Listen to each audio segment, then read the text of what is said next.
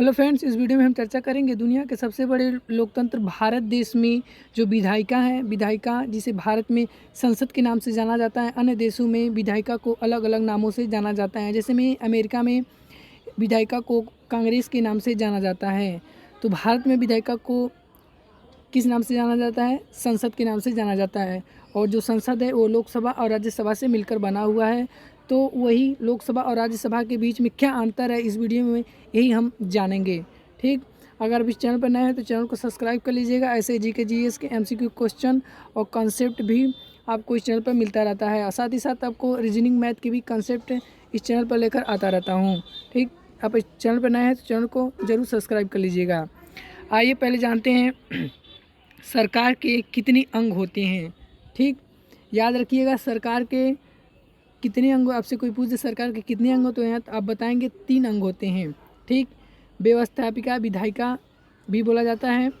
तो व्यवस्थापिका भारत में इसे संसद के नाम से जाना जाता है। ठीक, किस नाम से जाना जाता है? संसद के नाम से जाना जाता है।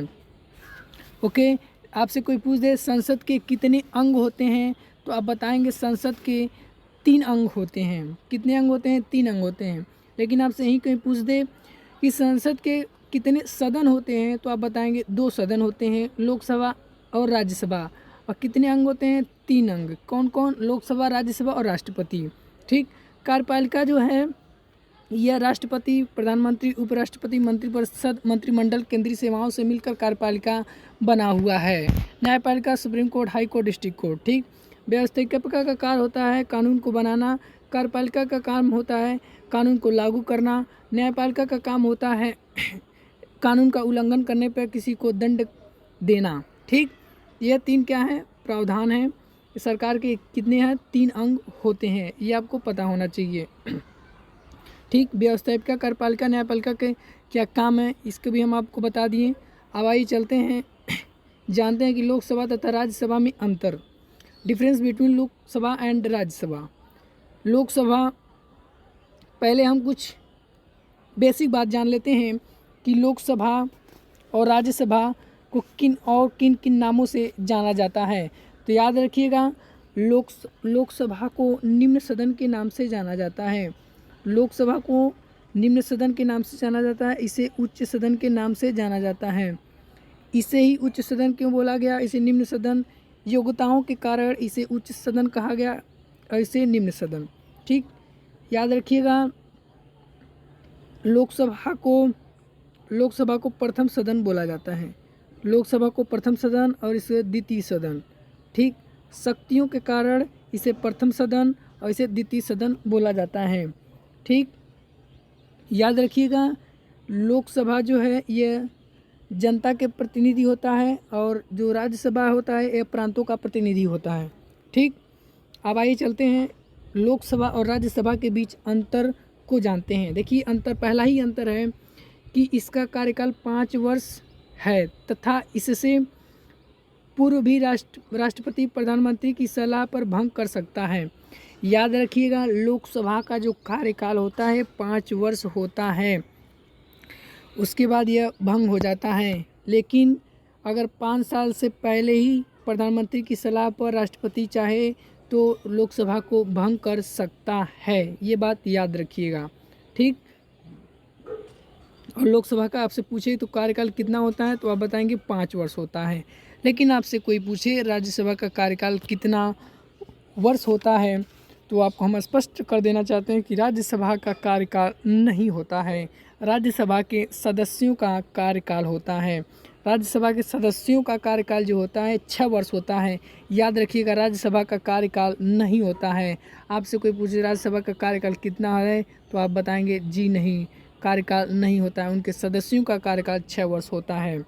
याद रखिएगा, राज्यसभा अस्थाई सदन है, यह अस्थाई है। लोकसभा अस्थाई सदन है एवं प्रत्येक 2 वर्ष पर 1/3 सदस्य अवकाश ग्रहण कर लेते हैं, उतने ही नवनिर्वाचित होते हैं।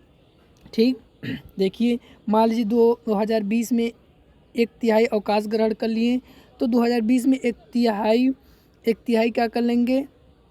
1/3 सदस्य निर्वाचित हो जाएंगे। कितने वर्ष के लिए? 6 वर्ष के लिए। फिर वह 2026 तक रहेंगे। ऐसे ही प्रोसेस चलता रहता है। ठीक, तो उम्मीद करते हैं ये पहला अंतर स्पष्ट हो गया होगा। आइए नेक्स्ट पे चलते हैं। यहाँ पर देखिए नेक्स्ट अंतर है, धन विधेयक मात्र लोकसभा में ही पुनः स्थापित किया जाता है। याद रखिएगा, लोकसभा में जो धन विधेयक है केवल और केवल लोकसभा में प्रस्तुत किया जाता है राष्ट्रपति की सिफारिश पर। ठीक, धन विधेयक को कई विधेयक हैं कई विधेयक हैं जो लोकसभा में ही क्या किया जाता है, प्रस्तुत किया जाता है। जैसे में निंदा प्रस्ताव हो गया, काम रोको प्रस्ताव हो गया, विश्वास प्रस्ताव, जो केवल लोकसभा में क्या होते हैं, स्थापित किए जाते हैं। धन विधेयक राज्यसभा में प्रस्तुत नहीं किया जा सकता है। ठीक, राज्यसभा में धन विधेयक के मामले में कोई शक्ति नहीं होती है। 14 दिन के लिए जाता है, लेकिन उस पर संशोधन या कुछ भी उस पर कर नहीं सकता राज्यसभा धन विधेयक के संदर्भ में। ठीक, तो ये उम्मीद करते हैं दूसरा भी अंतर स्पष्ट हो गया होगा।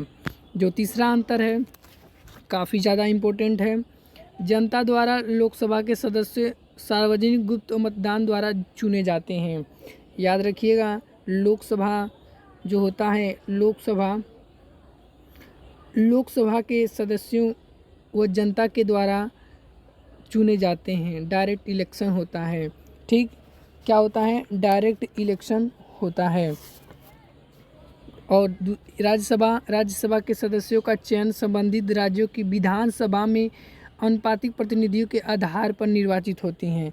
ठीक, आपसे कोई पूछे कि राज्यसभा का चुनाव कैसे होता है, कौन वोट डालता है, तो याद रखिएगा कि राज्यसभा जो चुनाव होता है इसमें केवल और केवल राज्यों के विधानसभा के सदस्य ही वोट करते हैं। और याद रखिएगा, यह अप्रत्यक्ष निर्वाचन होता है। अनुपातिक प्रतिनिधि के माध्यम से एकल संक्रमणी पद्धति से यह चुनाव होता है। और केवल राज्यों के विधानसभा वोट डालते हैं सदस्य। ठीक, विधान परिषद मत लगा दीजिएगा, न तो गलत हो जाएगा। ठीक, उम्मीद करते हैं यह स्पष्ट हो गया होगा। अब चलते हैं, आगे बढ़ते हैं। जो चौथा अंतर है हमारा, ये देखिए चौथा अंतर है कि यह राज्य सूची के किसी विषय को राष्ट्रीय महत्व घोषित नहीं कर सकती है। ठीक, राज्य सूची के विषय में लोकसभा को कोई राष्ट्रीय महत्व घोषित नहीं कर सकती, इसे कोई शक्ति नहीं है। लेकिन राज्यसभा को राज्य सूची के किसी विषय को राज्यसभा में उपस्थित और मतदान देने वाले सदस्यों के कम से कम 2/3 सदस्यों द्वारा समर्थित संकल्प द्वारा राष्ट्रीय महत्व का घोषित करने का अधिकार है। ठीक, राज्यसभा को राज्य सूची के विषय पर कई शक्तियां हैं जो लोकसभा को नहीं है। पहला जो शक्ति है, आर्टिकल जो 249 कहता है, यदि राज्यसभा में उपस्थित और मतदान करने वाले सदस्यों के 2/3 बहुमत से प्रस्ताव पारित करते हैं तो संसद राज्य सूची के विषय पर कानून बना सकती है। ठीक, यह 249 कहता है कि राज्यसभा में उपस्थित मतदान करने वाले सदस्यों के 2/3 बहुमत से पारित कर दें तो संसद जो है राज्य सूची के विषय पर कानून बना सकता है। और सबसे बड़ा जो अंतर है यह है कि यदि राज्यसभा में उपस्थित मतदान करने वाले 2/3 बहुमत से अगर पारित कर दें तो संसद नई अखिल भारतीय सेवाओं का निर्माण कर सकता है। याद रखिएगा, राज्यसभा अगर मान लीजिए उपराष्ट्रपति को हटाने का प्रस्ताव लाया जाता है तो केवल राज्यसभा में लाया जाता है। कहाँ पर लाया जाता है? केवल और केवल राज्यसभा में लाया जाता है।